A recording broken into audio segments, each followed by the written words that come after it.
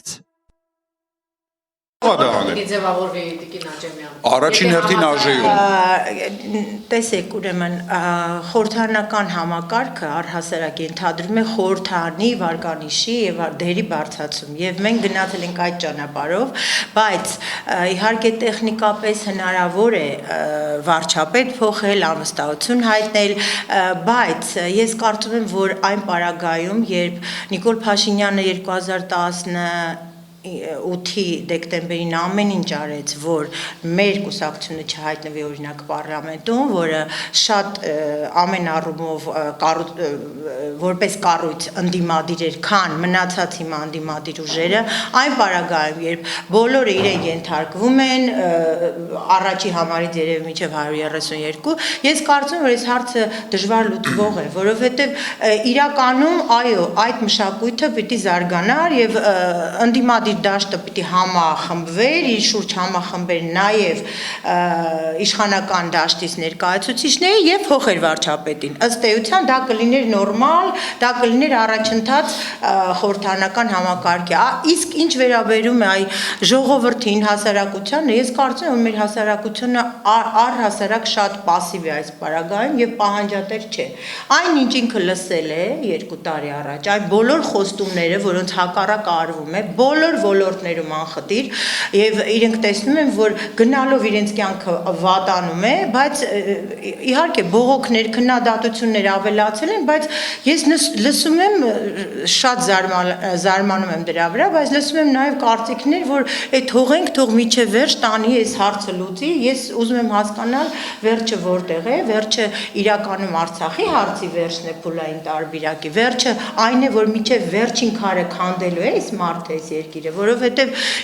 իրականում ինքը արարել, զարգացնել, ինչ որ բան աճացնել չի կարող։ Այո, ես այդ վտանգը վաղուց եմ տեսել, որտեվ ինքը իր տեսակով չի կարողանում շփվել, չի կարողանում տարբեր եւ դիվանագիտական աշխատանքից շատ հեռու մարդ է, ավելի շատ ինքը կենտրոնացած է այդ տեղին մամուլի, մարդկանց հետապնդելու, շանտաժանելու, իրենց վրա գործեր սարքելու, մենք տեսնում ենք, թե ինչ մթնոլորտ է հիմա, ինչ իրավիճակ է, երևացող կողմում շատ քրեական գործեր կան օդի մեջ, որևէ մեկը չի լուծվում, սկսած նախագահի, երկրորդ նախագահի գործից, վերջացրած երրորդ նախագահի իր ընտանիքի հանդեպ այդ հետապնդումներից եւ շատ ու շատ մարդկանց, որոնք մենք նաեւ չգիտենք եւ գիտեք շատ դաժան շանտաժով նրանք նաեւ կորզում են ցուցմունքներ տարբեր մարդկանց հանդեպ, որը ես համարում եմ աներևակայելի բան, իսկ ինչ վերաբերում է այս պարագայում ընդհանրապես ներդրումների, որոնց մասին ինքը խոսում է, դա կարծում եմ, որ արդեն զրոյացել է վաղուց եւ քիչ-քիչ արդեն նաեւ անշարժ գույքի ոլորտում, տնտեսության բոլոր ճյուղերում շատ པարզ երևում են իր կառավարման ընթացքում այս բոլոր այն վատ երևույթները, որոնց մենք ականատես ենք լինում։ Այո, պիտի ինչպես ինքը փողոցով, որովհետև իր էությամբ փողոցային է, փողոցի մարդ է, չի կարողանում կաբինետում նստել, աշխատել, մարդկանց հետ շփվել եւ նաեւ դիվանագիտական հարաբերություններում զրո է, տեսակ որ մի այդ որոշումը Գուրգեն Մարգարյանի հետ կապված, որը պիտի շատ մեծ հնչեղություն ունենար եւ պետք է հանդիսանար օրակարգային հարցերից մեկը շատ կարևոր Ադրբեջանի հետ մեր հարցերի լուծման, որևէ մեկը ոչ պարլամենտում, ոչ դիվանագիտական հարթակում, որևէ մեկը իրենց իշխանությունից ոչ արձագանքում, իրենց դա ընդհանրապես չի հետաքրքրում, ես տեսա, որ առհասարակ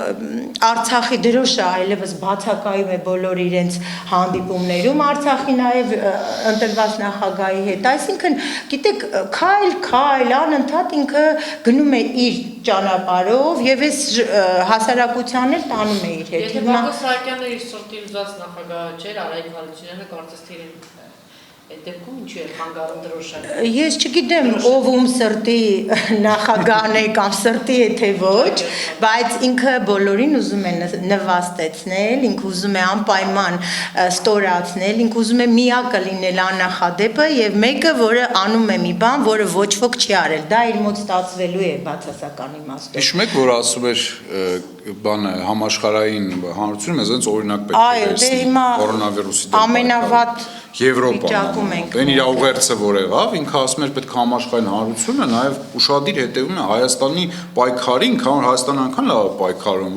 Եվ կորոնավիրուսային հեղափոխություն պետք է Կորոնավիրուսային հեղափոխություն, այո, շատ ճիշտ ասում Տիկին Աճեմյանը, նա արդեն անում է։ Օրեկան թվերը այն կարգի ռեկորդային բանով են բարձրանում, հա։ Հիմա նայեք, երկու բան էլ էստեղ ավելացնենք։ Այդ ոնց եղավ Վրաստանին, որ այդքան քննադատում են, որ Նախարարը խայտառակ ձևով մի հատ էլ ներողություն խնդրեցել է իրանց, հա, առողջապահության նախարարությունից, որը մեր բոլորի ամոթն է, որտեղ առանց մտածելու բաներ էր խոսացել, մի հատ էլ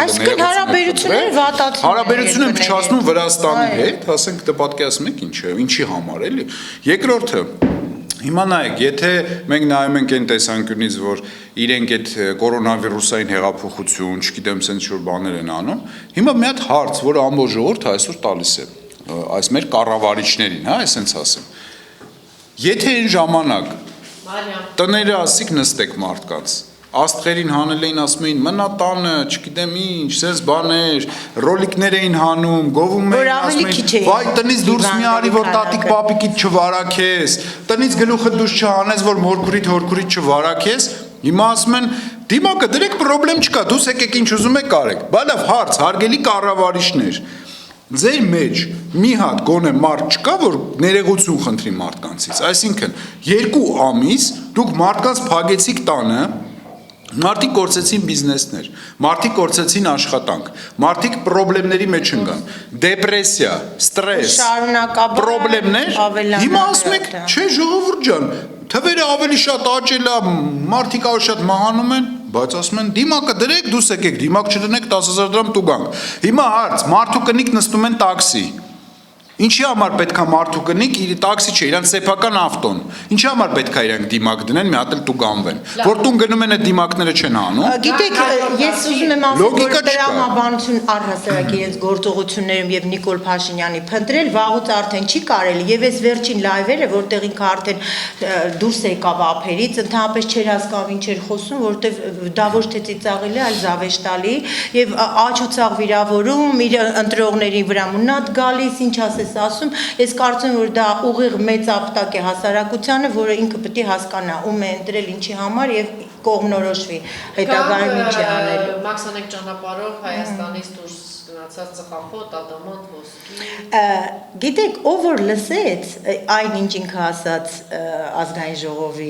բարձր ավիոնից, պիտի հասկանա, որ ինքը չհերքեց ոչ մի բան։ Ինքը հունից դուրս եկավ, իմանալով, որ այդ հարցը հնչելու է, նույնիսկ չէր կարողացել պատրաստվել։ Ես հասկանում եմ, որ իրենց գնալուց հետո այս իշխանությունների առհասարակ Նիկոլ Փաշինյանի այնքան բաներ է պարզվելու։ Մենք տեսնում ենք, որ ահա որ մեծ ուռճացում է գնում եւ կառավարության ապարատի, ինչ որ մի նախարար 18 խորհրդական է պահում, այդ խորհրդականների մեծ մասը իր բարեկամի հարևանի ընկերոջ չգիտեմ ինչերն են, այդ ինչի դեմ ինքը իբրև թե պայքարում էր։ Ազգային ժողովում ուռճացվում է ապարատը խորհրդականներ, չգիտեմ ինչեր, որովհետև երևի աշխատելու ձևը չգիտեն,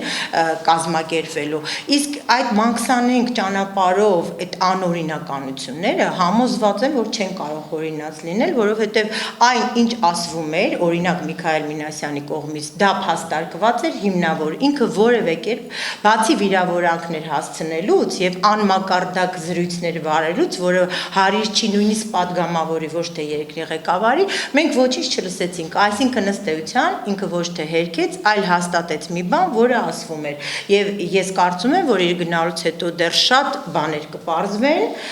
որոնք երբևէ նախկինում չեն եղել, բայց իր պարագայում երևի թե ընթացքի մեջ են այս մաքսանենք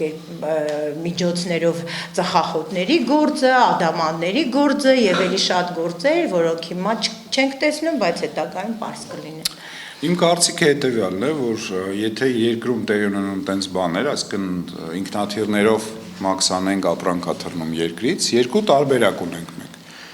Առաջինը, կամ երկրի ղեկավարը տեղյակ է ու ինքն է մաս կազմում այդ կոռուպցիոն սխեմաներին, կամ երկրի ղեկավարը տեղյակ չէ եւ դրանով ինքը չի տիրապետում ընդհանրապես ոչինչի, այսինքն ինքը իր տեղում նստած չի։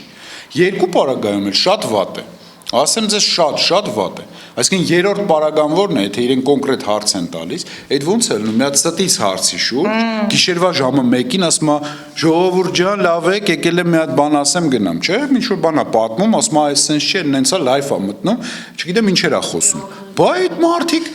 վեր ընկացեք կոնկրետ մեղադրանքներ են տալի։ Ծխախոտ, ադամանտ, չգիտեմ ինչ, կոռուպցիոն սխեմաներ։ Արցախի փուլային տարբերակ։ Լավրովի ասածները մինչև այսօր մի հոդաբաց նախադասության պատասխան չկա։ Հա, ու այս ամեն ինչի հետ կապված վերեսկանում ամբիոնում Շահկամի հեքիաթ էս պատմում։ Այսինքն ի՞նչ է դա նշանակում։ Եվ այդքան մարդ պետք է ինչքան անբարոյական լինեն, մեղադրեն ինքը ասի Սերժ Սարգսյանն է մեղավոր։ Սերժ Սարգսյանը 2 տարի է հանրապետության նախագահ չի, վարչապետը չի, երկրի ղեկավարը չի, այսինքն քեզ կոնկրետ հիմիկվա համար հարց են տալի։ Դու վերեսկացես մեզ Սերժ Սարգսյանն է մեղավոր։ Այսինքն արդեն ծիծաղելի է, հասկանում եք, որ այդ մարդը մինչև հիմա Սերժ Սարգսյանի շողքի հետ կռիվ է տալի, բայց Սերժ Սարգսյանը երկիրը չի ղեկավարում, երկիրը դու ես ղեկավարում, քեզ են հարցը տալի։ Սերժ Սարգսյանը тут при чем։ Այսինքն նա չի կարող։ Այդպիսի երկիր երևի չեք գտնի աշխարհում, որտեղ ընդդիմությունը պայքարի, զավթի իշխանությունն է, որովհետև էլի պայքարի նախկին իշխանության եւ 2 տարի շարունակ նախկին նախագահի անունը տա, նախկին կուսակցության անունը տա եւ այդ ստվերի հետ անդադ վիճի կռվի այն դեպքում, երբ որ նախկինների օրոք է զարգացել երկիրը, մենք իրենց հանձնել են կայուն զարգացող միջազգային արենայում լուրջ հեղինակություն ունող շատ խնդիրներից զերծ, որոնք այսօր կան երկիր եւ հիմա մենք տեսնում ենք, որ ահա գնացող տեմպերով աճում է եւ աղքատությունը եւ գործազրկությունը, որի դեմ իբրև թե ինքը պայքարում էր եւ այն բոլոր քրեական հետապնդումները, որոնք օրեցօր աճում են, իսկ դա աճելու է, որովհետեւ ինքը ուրիշ տեղ չունի գնալու, ինքը միայն դրանով է ուզենալու բավարարել այս ժողովրդին հագուր տալ ցանկություններին, սակայն ցանկանում եմ նշել, որ դա արդեն երևի թե այդ էֆեկտը այլևս չունի, որովհետեւ բոլոր այդ քրեական գործերը օդի մեջ մնացել են, որևէ գործ իջև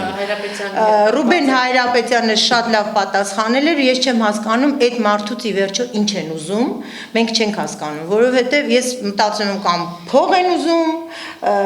որովհետև ինքը ասվում էր, չէ, այ գումարները տվեք, գնացեք, փախեք, տարիներով ապրեք, մարդը շատ պարզ տեքստով ասեց, որ դա իրենը չի, ինքը դա չի անելու եւ բոլորը գիտեն ինչու է ինքը մնացել Մոսկվայում, որովհետև պետք է հերթական առողջական խնդիրների հետ կապված ստուգումներն անցնել։ Եվ հիմա եւ տղային եւ ընտանիքին ինքը ճիշտ է շատ adekvat պատասխան է տալիս իր հետ կապված հարցերին, բայց ես կարծում եմ, որ այս հարցն էլ եթե լսեք իր հենց փաստաբանի հայտարարությունները, կարված, ստեղծված զորով ինչ որ ձևով կարկատած, որը որևէ կապ իրավական հարթության հետ չունի եւ չի ունենալու։ Ուրեմն այս քրեական գործերի հետ կապված ընդհանրապես եւ Ռուբեն Հայրապետյանի եւ շատ հարցերի հետ կապված մենք պետքա ֆիքսենք հետեւյալը։ Նիկոլ Փաշինյանը չի ուզում, որ մեր երկրում լինեն հեղինակավոր, հեղինակություն ունեցող, հա, իրական դուխով մարդիկ։ Ռուբեն Հայրապետյանը ունի եւ հեղինակություն, եւ ունի շատ ուժեղ դուխ, եւ շատ արած գործեր։ Եվ ունի շատ, չէ, եկեք ճիշտ բան անենք, հա, հիմա կարելի է ամեն բառել օգտագործենք, դա վտանգը դրա մեջ չի, կարևորը իմաստի մեջ է։ Այդ մարդը ամեն ինչ ունի այն առումով, որ չի համապատասխանում նոր Հայաստանի այն չափանիշներին, որով որ առաջնորդվում է Փաշինյանը, այսինքն Հայաստանում պետք է չլինեն հեղինակավոր մարդիկ, պետք է չլինեն հեղինակավոր զինվորականներ, հերոսներ, հեղինակավոր, չգիտեմ, հոգևորականներ նույնիսկ, պետք է լինեն թավշյա, հպարտ, ծափահարող մի զանգված, որի համար միակ դուխովը, միակ հեղինակավորը, միակ խելացին, միակ մասնագետը, միակ, չգիտեմ, առաջնորդը պետք է լինի Նիկոլ Փաշինյանը։ Սա է պատճառը, որ շատ նմանատիպ մարդկանց դեմ արշավներ է գնում։ Եվ խոսքը ընդհանրապես իրավական հարթության մեջ չէ, Խոսքը քաղաքական հարթության մեջ է եւ դրա համար եկեք չմոռանանք նաեւ շատ կարեւոր է որ հենց դրա համար էլ այսօր բանտում է գտնվում երկրորդ նախագահ Ռոբերտ Քոչարյանը, հենց դրա համար հետապնդվում է Սերժ Սարգսյանի ընտանիքը, Սերժ Սարգսյանը, հենց դրա համար Միքայել Մինասյանի դեմ է այս արշավը սկսել, տարբեր մարդկանց դեմ, այսինքն հասկանում եք ով մի հատ կարծիք է ասում, որի կարծիքը կարող են լսել, հասարակությունում վերջ, այդ մարդկանց դեմ պետք է արշավ սկսել։ Մի բան էլ ասեմ, Ռուբեն Հայրապետյանը Արցախում այնքան գործ արել, եթե Նիկոլ Փաշինյանը դրա արածի 1% աներ, այ ես կասեի, որ շատ լավ գործ է արել։ Ռուբեն Հայրապետյանը շատ մեծ վաստակ ունի եւ Արցախում եւ Հայաստանի Հանրապետությունում եւ իրեն